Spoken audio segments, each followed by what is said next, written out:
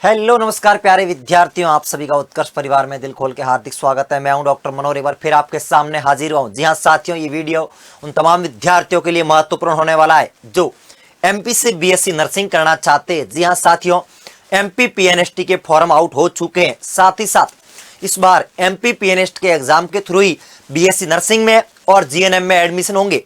तो ये वीडियो उन तमाम विद्यार्थियों के लिए महत्वपूर्ण साबित होने वाला है जो एमपी से बिलोंग करते हैं, साथ ही साथ किसी और स्टेट से, राजस्थान से हो, यूपी से हो, बिहार से हो, लेकिन ख्वाब देख रहे हैं कि एमपी से बीएससी नर्सिंग करने का, तो आपके लिए शानदार सुनहरा मौका है।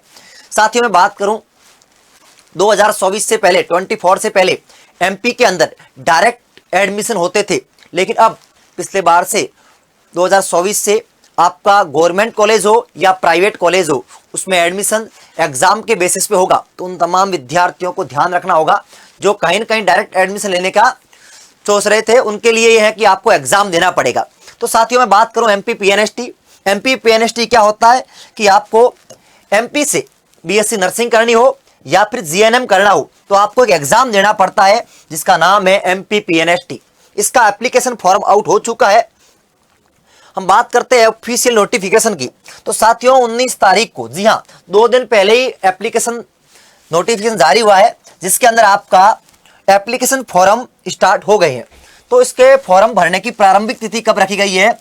19 मई से। जी हाँ साथियों, हम बात करें परसों से फॉर्म भरने स्टार्ट हो चुके हैं 19 मई से। और साथ ही साथ इस फॉर्म की जो अंतिम तिथि है वो आपकी क्या रखी गई है? अंतिम तिथि फॉर्म की 2 जून। जी हाँ ध्यान रखें, 2 जून रखी गई है। और स्टार्ट कब से हो चुके आपके? 19 तारीख से। साथ ही साथ आपको बीएससी नर्सिंग हो या फिर जीएनएम हो, उसका एक कॉमन एग्जाम ही होगा एमपी पीएनएसटी के नाम से। सर ये एग्जाम कब होगा? एग्जाम आपका 24 जून से मंगलवार को प्रारंभ होगा। तो ध्यान रखें। तो 3 इंपोर्टेंट डेट, फॉर्म आपके 19 तारीख से स्टार्ट हो चुके हैं और साथ ही साथ आपका फॉर्म की अंतिम तिथि कब है? 2 जून। और एग्जाम कब होगा? 24 जून को। ध्यान रखें साथियों, जो आपका एमपी पीएनएसटी का जो एग्जाम होगा वो दोनों के लिए होगा, जीएनएम के लिए भी और बीएससी नर्सिंग के लिए भी। आगे हम बात करें कि सर ये एग्जाम कितने पारियों में होगा? तो एग्जाम आपका 2 पारियों में होगा, प्रथम पारी और द्वितीय पारी। उसके बारे में हम लोग बाद में बात करेंगे।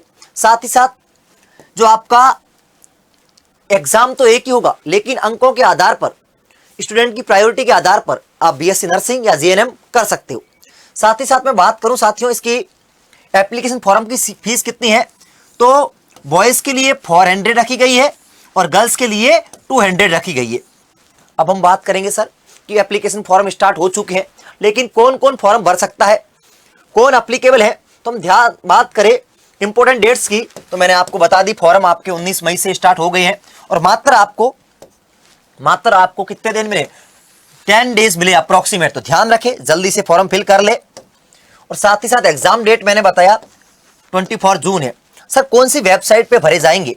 तो www.espmpgoe.in पर, इस ऑफिशियल वेबसाइट पे आपके फॉर्म भरे जा रहे हैं। सर एलिजिबिलिटी क्या है, कौन फॉर्म भर सकता है? तो एमपी के गवर्नमेंट और प्राइवेट सभी कॉलेजों के लिए ये एग्जाम कंपलसरी है। नो डायरेक्ट एडमिशन, इस बात का आपको ध्यान रखना है। इसके अंदर बॉयज और गर्ल्स दोनों एप्लीकेबल है, बोथ बॉयज एंड गर्ल्स दोनों एप्लीकेबल है। जिन्होंने फिजिक्स केमिस्ट्री बायो से 12th पास आउट है वो सारे विद्यार्थी एप्लीकेबल है।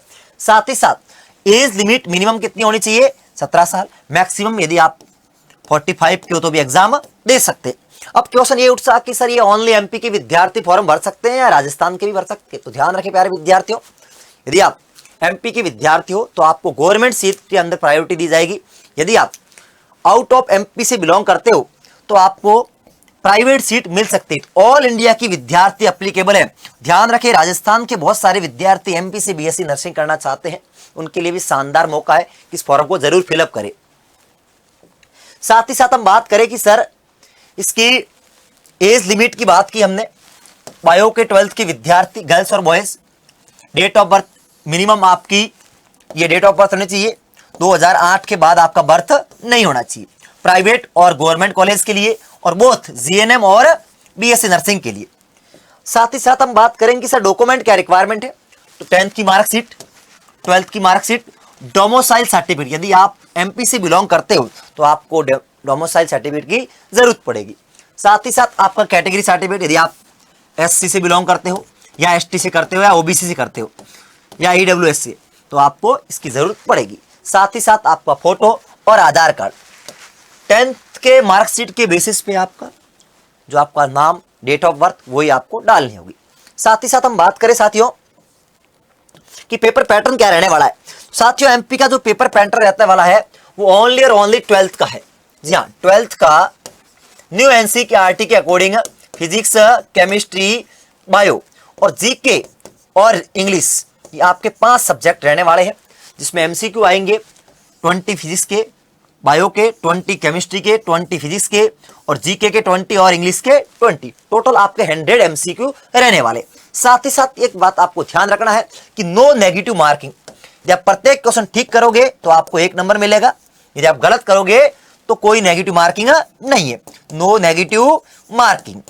साथ ही साथ हम बात करें टोटल कितने मार्क्स का पेपर होगा, तो आपका 100 मार्क्स का पेपर होगा।